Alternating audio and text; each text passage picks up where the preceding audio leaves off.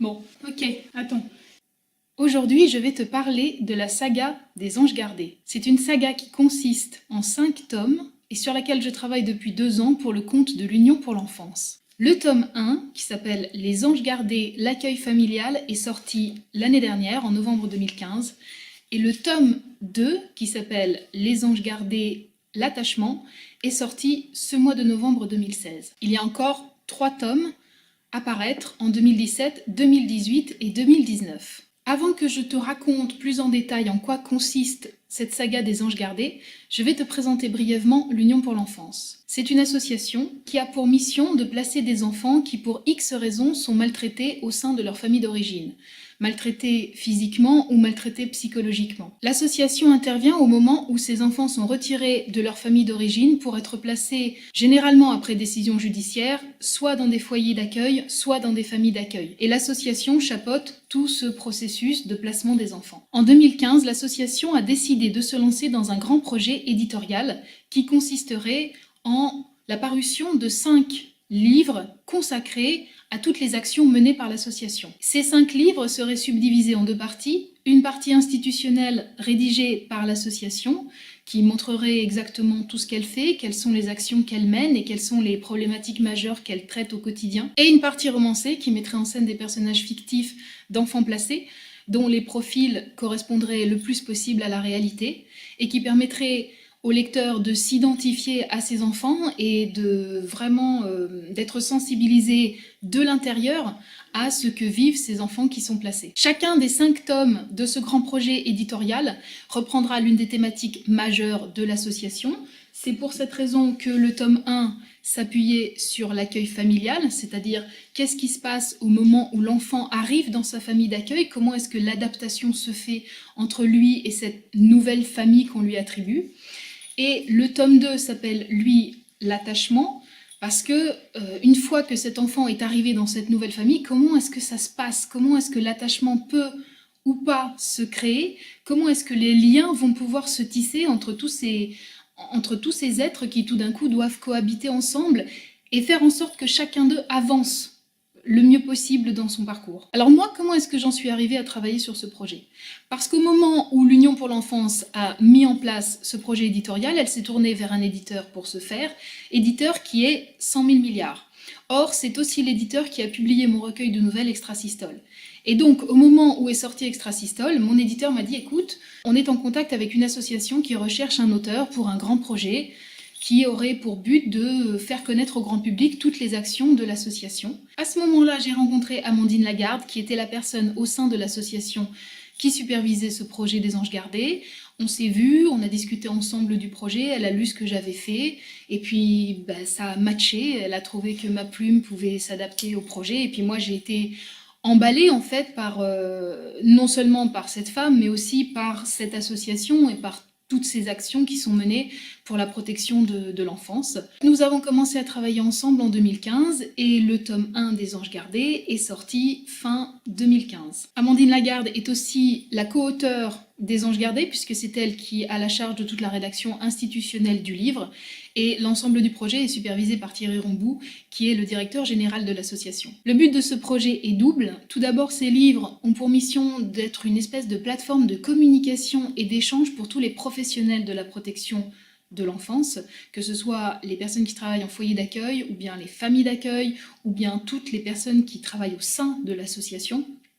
Ces livres, c'est vraiment à la fois un outil et aussi une opportunité d'échanger sur leurs pratiques, sur leurs expériences au quotidien et sur tout ce qui fait leur réalité d'intervenants auprès de l'enfance. L'autre mission de ces livres, c'est aussi de se faire un peu des porte-paroles auprès du grand public, en tout cas de faire connaître toutes les actions menées par l'association, de sensibiliser les lecteurs à tout ce qui fait la réalité du placement des enfants. Donc c'est une mission essentielle s'il en est, parce que c'est vrai que le placement d'enfants, c'est pas forcément quelque chose qui est très connu du grand public. On ne sait pas exactement quel est le quotidien d'une personne qui décide de devenir famille d'accueil, ou d'un enfant qui a été placé en famille d'accueil, ou simplement quel est le quotidien des éducateurs et de tous les gens qui travaillent sur cette réalité-là. L'action de l'Union pour l'enfance et l'action aussi de toutes ces familles d'accueil, c'est une action qui non seulement peut sauver la vie des enfants, mais sauve aussi leur destinée.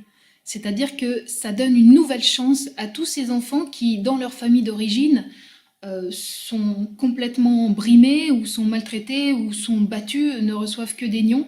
Et tout d'un coup, l'Union pour l'enfance, par le biais des familles d'accueil ou des foyers d'accueil, permet à ces enfants ça leur change la donne, quoi. Ça leur donne ça leur permet de renaître d'une certaine manière. Donc c'est vraiment pour ça que cette saga des anges gardés, elle a une importance primordiale. Moi, en tant qu'auteur, au moment où je me suis mise à travailler sur le projet, on m'a donc donné la mission de créer des personnages fictifs qui soient le plus proches possible des vrais enfants qui sont placés dans les familles d'accueil. J'ai rencontré des éducateurs, j'ai rencontré des assistantes maternelles et je les ai questionnés pour savoir un petit peu quels étaient les profils des enfants avec lesquels ils vivaient ou avec lesquels qu'ils accompagnaient. À partir de toutes ces informations que j'avais collectées, j'ai décidé de créer 4 personnages qui seraient les 4 personnages principaux de la saga. Il y a donc Fabien, Marie-Pierre, Samir et Achille. Ils ont des âges différents. Le plus jeune, qui est Samir, au début de la saga, il a une dizaine d'années. Et le plus âgé, qui est Achille, au début de la saga, il a 16 ans. La saga, ensuite, elle fonctionne un peu comme la saga des Harry Potter, c'est-à-dire que chaque tome se déroule sur une année scolaire. Et chaque nouveau tome présente donc une nouvelle année qui vient de s'écouler, ce qui fait qu'au long des 5 ans, on accompagne ces personnages qui vont grandir, qui vont prendre une année à chaque fois, et on voit vraiment quel est leur parcours sur ces 5 années qui traversent l'adolescence pour chacun d'eux, et qui est vraiment le moment pour eux de leur construction psychologique et émotionnelle. Pour chacun de mes personnages, j'ai décidé de leur attribuer un genre d'archétype, c'est-à-dire qu'il y a Fabien le rebelle, Marie-Pierre l'artiste, Samir le solitaire et Achille l'optimiste. Je voulais vraiment que chacun d'eux soit immédiatement identifiable, reconnaissable, et aussi que le lecteur puisse un peu se projeter dans l'un ou l'autre de ces profils. Et donc chacun de ces gamins, qui a donc un tempérament très différent, une culture aussi différente, puisque Achille est d'origine camerounaise, Samir, lui, est d'origine maghrébine, alors que Marie-Pierre et Fabien sont eux d'origine française bourgeoise. Je voulais donc des profils très différents les uns des autres, de manière à vraiment pouvoir explorer des tempéraments différents, des manières de réagir qui soient différentes, et puis aussi des cultures différentes, des modes d'éducation qui étaient différents. Chacun de ces enfants a été maltraité au sein de sa famille d'origine et se retrouve donc placé dans une nouvelle famille d'accueil. Et ce qui est intéressant, c'est de voir comment chacun de ces enfants, en fonction de son caractère, va réagir à ça. Justement, Fabien, lui qui est un rebelle, il va être toujours en opposition, il va être toujours en rébellion, avec les poings serrés, et il va jamais vouloir s'attacher à sa famille d'accueil.